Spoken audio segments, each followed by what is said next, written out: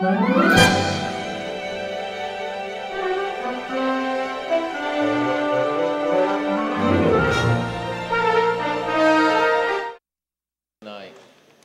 am glad you're here. My name is Bill Cronk. I'm the pastor at the Westside Methodist Church, and welcome to our Mayor's Forum.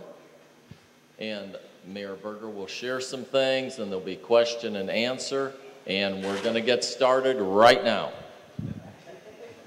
Thank you, Pastor. We appreciate being invited. We have a lovely facility here, really a terrific institution on this end of town. This, of course, is our city-focused meeting. We appreciate being invited. We're doing this now quarterly, and it's a meeting where we move around town to various locations, invite the public to attend, and it's an opportunity for me, for staff, and also sometimes other elected officials, such as Councilor Teresa Adams, who's here tonight from the 5th Ward, to be present. And so what we normally do is I ask each of the staff to come up and do 3 minutes, except Gary, who does 30 minutes. And we do about 3 to 5 minutes of summary of activities in their responsibility. And then we'll open it for any questions. And as they're up here and finishing, don't hesitate if you've got a question pertaining to their activities to ask. And we have found this to be a really good way for us to connect, to understand both the issues that you might be aware of and thinking about, but also opportunities for us to really answer in some detail what it is that we're about every day. And so it's a good occasion for us, and we very much appreciate LACNIP setting this up for us this year. With that, I'm going to, I guess, who should be the first? I know that on this end of town, there's a good deal of questioning about some of the construction activities. So I'm going to start with Howard Elstro, Public Works Director, and Howard will be able to talk about our street projects and other capital activities this summer. Thank you, Mayor, and thank you all for having us here this evening. Construction season is in full swing. All of you are aware that we have Elm Street completely deconstructed, as well as Spring Street, and we are about to begin on Elm Street. I might just want to put into context the level of construction that's been going on in our community through our department the last few years. 2 years ago, our construction for large capital projects such as streets and roads and bridges was about $15 million. Last year, we programmed $11 million. This year, we programmed $6 million. You may ask yourself, why is the cost of those projects declining? Well, it was specifically connected to the federal funds that were out there and available to us to compete for.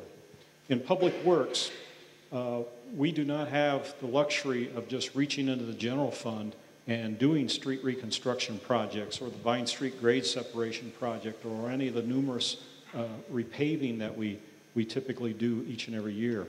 We in Public Works really have to hunt and kill and bring home and eat what we find.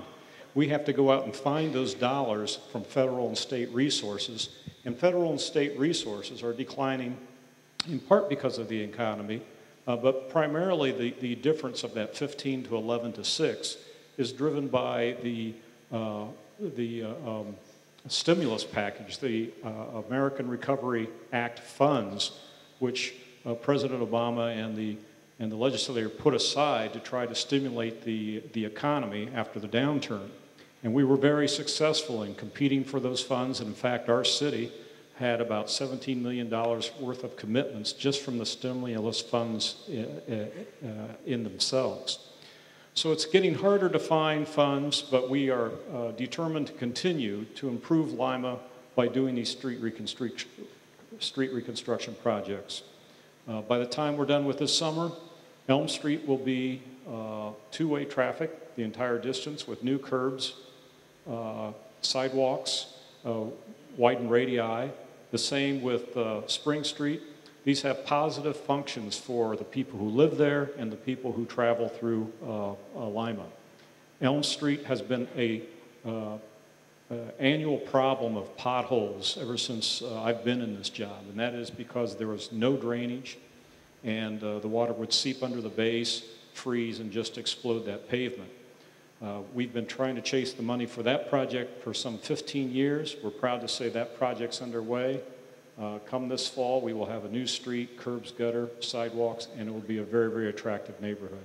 So that's just a few things that we do in Public Works, and I'll turn it over to you. The segment of Woodlawn, of Elm Street, Woodlawn and Cable, we will see that work probably begin within the next 30 days. And the construction will proceed throughout the duration of this construction season and be finished up probably around November. Spring Street, we believe, and Elm Street, the section between Jameson and Union Streets, should finish up a little bit earlier. It could be done in October. Questions? Both those streets be two-way now? Yes, both Spring and Elm Street will be two-way traffic after the construction is completed. The benefit of two-way traffic is multiple. In a downtown area, if somebody's coming in and they're unfamiliar with the grid, it's much easier if you miss your turn to go around the block and come back again, and it's a wayfinding thing. What we also find is that two-way traffic, the speeds of traffic, both local as well as through traffic, slow down. And that is a very welcome thing. If you're living in those neighborhoods, you want slower traffic rather than people just rushing past your front door. Also, if you're in business, you want people to slow down and have a chance to see your front window and feel welcoming into pulling over, parking, and coming in and shop there. I see you guys in Westgate this morning checking sidewalks. I'm sorry? They was in Westgate checking sidewalks. Oh, we had our crews checking sidewalks.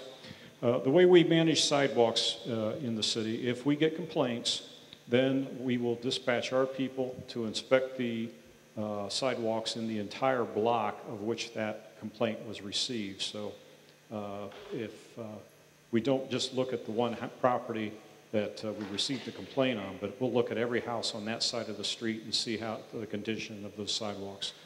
Subsequent to our findings, if we find a sidewalk which needs to be replaced, which typically means there's an offset of about 1.5 inches to 2 inches, then we will send notices to those property owners, give them a chance to replace. If they don't or can't replace by that order, then the subsequent year we will gather all of those deficiencies together and bid them out, allow people a chance to pay for that by invoicing them. If they're not interested in that, then we can place it on the taxes and have it spread over the course of 5 years. And when they pay their taxes, they'll reimburse the city for that one. Yes, they're He's taken out about 6 trees in our block. Yes, the tree root lift does deteriorate some of the sidewalk, and thanks to Councilor Adams, she is championing a policy and an ordinance that will actually assist property owners in defraying part of the cost of those damaged sections. And we can look forward to that probably yet this season. I don't think that you plant trees between the curb and sidewalk. You know what I mean? Big ones, because they just wipe the sidewalk out like you wouldn't believe, you know. And then you have to cut through if you're going to make it right. You feel a tree, you know. Right.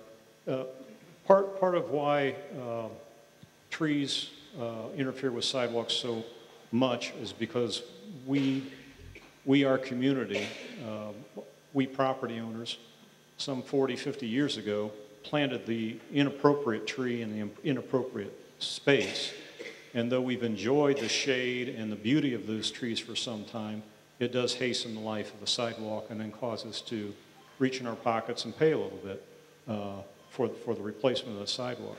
You know, what the Department of Forestry is trying to do is to teach people the correct species to plant in the correct space, and that will slow the growth of those trees and the growth of those roots in harming that sidewalk, and we can get even more appreciation of those trees in time. When we begin the process here on Elm Street, on the curb lawn, will they be planting trees? The question is, will we be planting trees in the tree lawn on Elm Street from Jameson to Woodlawn? And to be quite, Woodlawn to Cable, I'm sorry. And there will be a tree lawn there. To be quite truthful, I cannot recall this time whether we programmed those trees or not. It's our intention to try to find resources to plant trees in all of these newly reconstructed projects. And if the funds can afford if the project funds can afford the cost of the trees, we try to program those tree replantings in the project as much as possible. Yes, ma'am. This is a little off, but we were talking about sidewalks, and I live down by Wingate, which is retirement or a nursing home. Mm-hmm. There's people walking on the sidewalks all the time, but they are not handicapped. Those people down there have so much trouble on the corners, and I wondered if we could possibly address that. Well, I appreciate that comment. The question was, in Westgate, there's in Wingate, here on Gloria. Okay. We're split here. Part of it is in the city and part of it. Okay. Thank you. I'm sorry. I'm glad you straightened it out. The Wingate on Gloria, can we do anything about the sidewalks? Because there are people who need the ADA ramps to access those sidewalks. Now that you've mentioned that, I'll make sure that our engineering staff is aware of that. We do get comments from various neighborhoods about that. And again, it goes back to the function of how we designed streets, how we designed our communities 40, 50 years ago, and now what are the current needs. And unfortunately, fortunately, we know a lot more about what our needs are and how to accommodate these things than they took into consideration back in the 40s and 50s.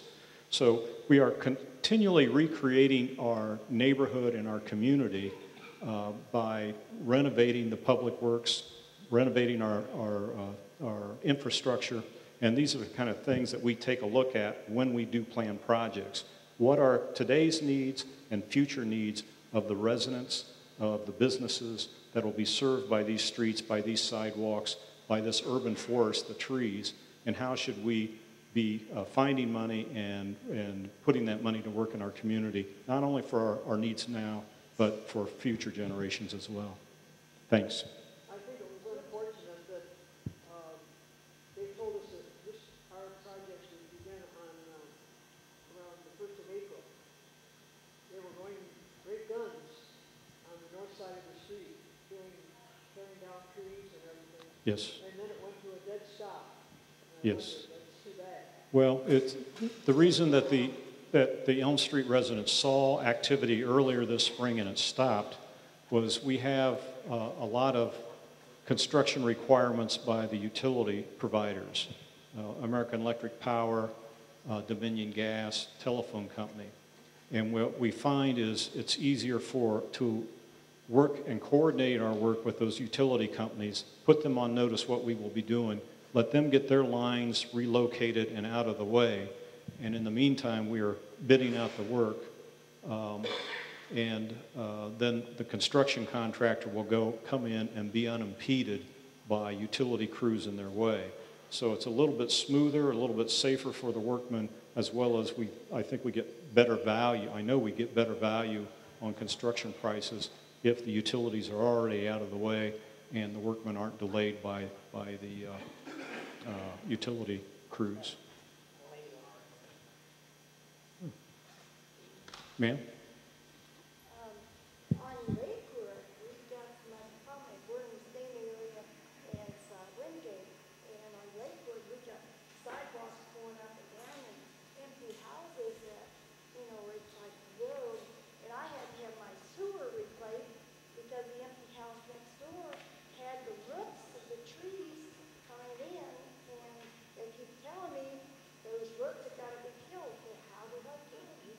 Well, for any sidewalk complaint, what I ask people do is to call our office, which is 221-5288. That's area code 419-221-5288. Give us the address of that sidewalk deficiency, and we will have our crews come out and inspect that. And as I said, and then issues like roots or roots with sewer, maybe Gary Shealy will talk a little bit about that. I don't have any money to do the sewer. Okay, You gotta chop them up. all right. And I'm not a chopper. No, I'm not a chopper either. Thank you. One thing I might comment on is that the city has, with the one-way street conversion project, this is actually the first of 5 phases, and we have been able to obtain funding for next year's phase, which will be the reconstruction and reconfiguration of West and Elizabeth Streets.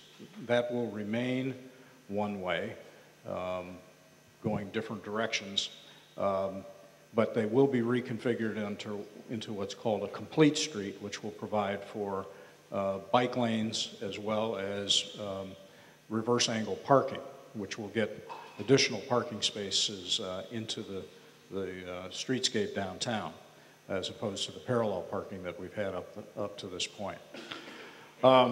Chief Hefner, before you pick up your coffee cup,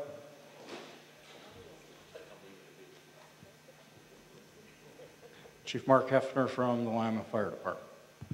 Thank you, Mayor.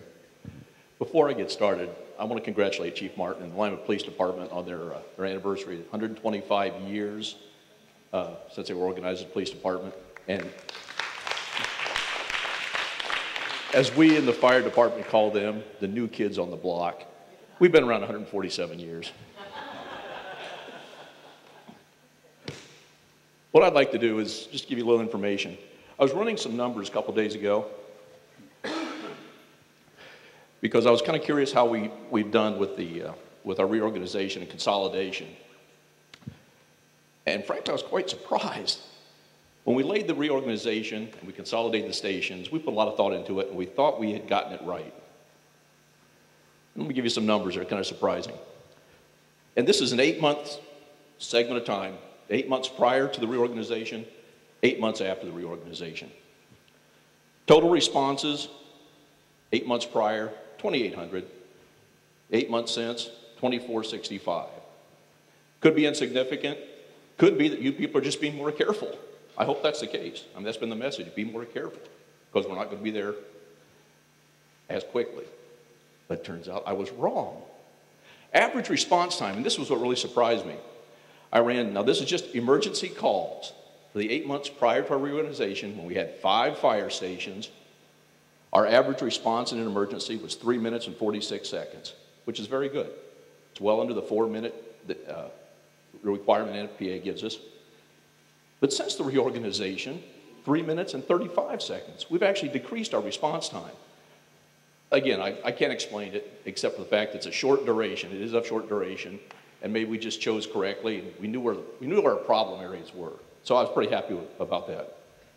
And as you may recall, we reduced our minimum manning, our daily minimum manning, from 17 to 14. Knowing full well that with our staffing, because Mr. Cleaves allowed us to hire some firefighters, we would rarely get down to that 14 number. And this was also surprising. Prior to the reorganization, the 8 months prior, we averaged 16.7 men on duty every day. Since the reorganization, we've averaged 16 men. So that was a reduction of less than 1 person per day to respond to your needs. And so far, I'm really happy with the way this has worked out. It's worked out as planned. We've seen no reduction in service. Now, granted, our people are much busier than they used to be. We have fewer people doing a lot more work. Our EMS calls have skyrocketed, but fortunately our fire calls and other calls have been reduced a little bit. And here's something else I want to kind of go through, give you an idea what kind of value you're getting. And the mayor's been kind of pressing us, well, since I became chief, reduce your cost, provide better service, and do it now. and this I think is really good. Overall, the positive effect the Lima Fire Department has on the city budget for this year, 2012, is over $750,000.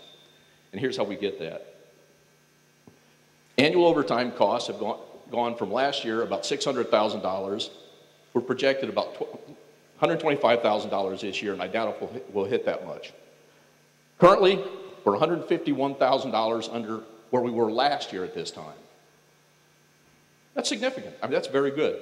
We essentially reduced less than one man per day, but we're going to knock $300,000 or $400,000 off of our overtime costs for this year. I'm happy, I'm pleased, kind of excited about that. EMS transport income.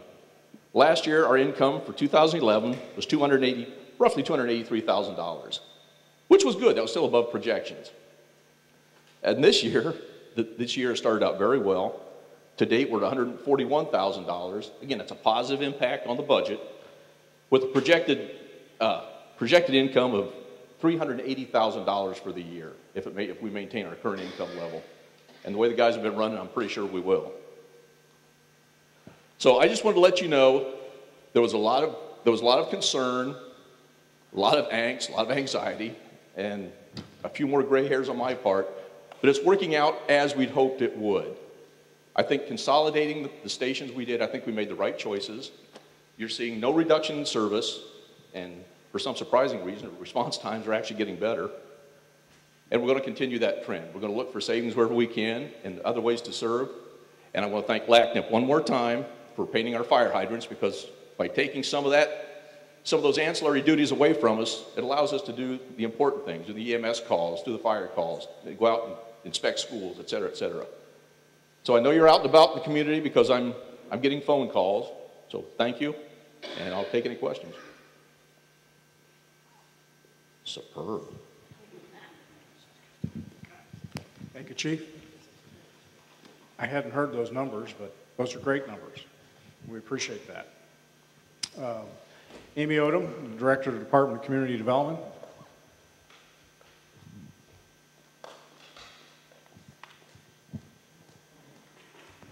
Thank you, Mayor, and thank you for everyone for coming out this evening. This is a very busy time of year as we're heading into May and June with graduations and weddings and all kinds of things happening with our families. There's lots of exciting things happening in the city of Lima, too, that we'd also like to invite you to participate in. I have with me tonight, and they're available for distribution, the schedule of the Consolidated Plan, or CDBG, and home budget hearings. Yeah, I know, that doesn't sound very exciting. But what it's exciting about it is it's a process that is a very public one, where we receive federal dollars from the federal government, and we specifically have to invite your input on how you'd like to see those dollars used. There's good news and bad news. The good news is that overall, the City of Lima's Department of Community Development manages about $12 million more than we did in 2002. The bad news is that many of those grants are very specific in their use and cannot be used for anything we'd like them to be used for.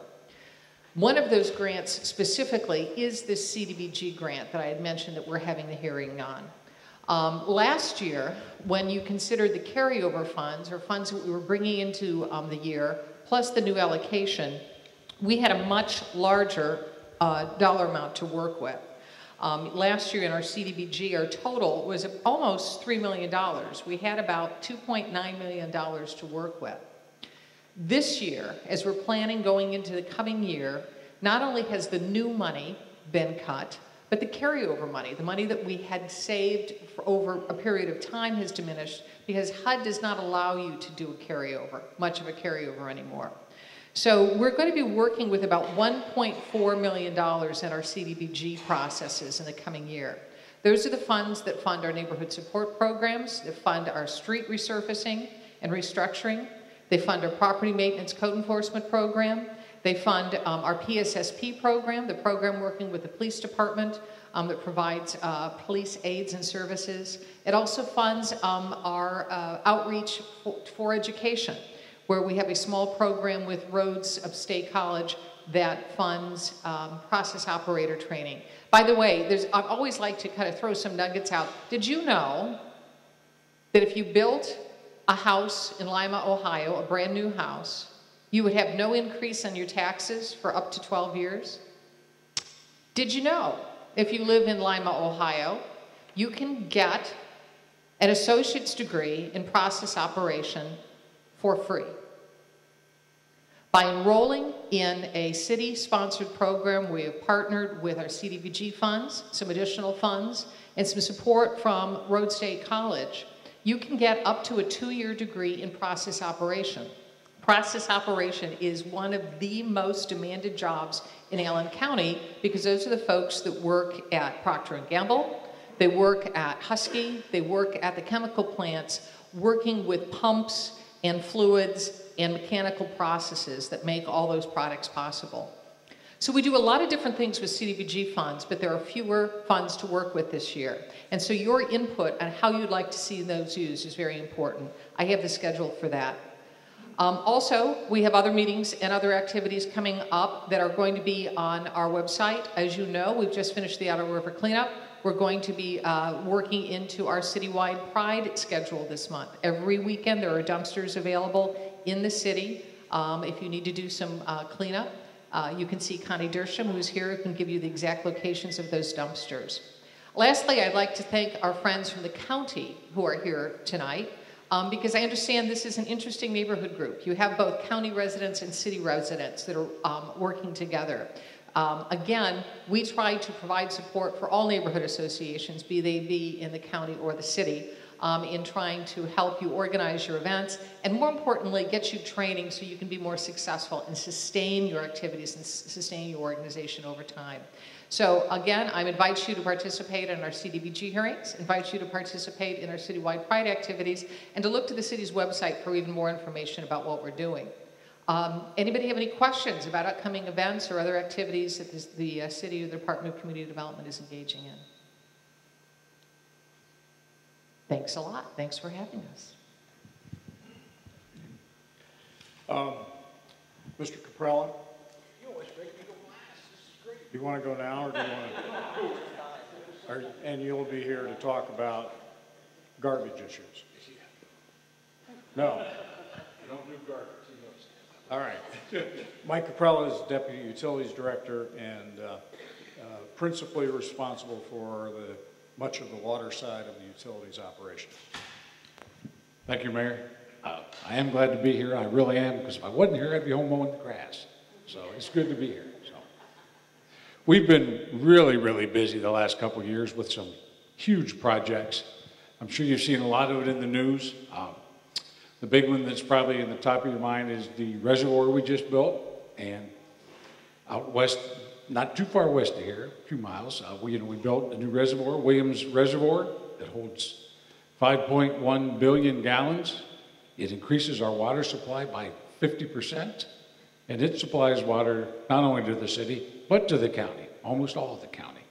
We serve about 75,000 people with our water system now. All the industries.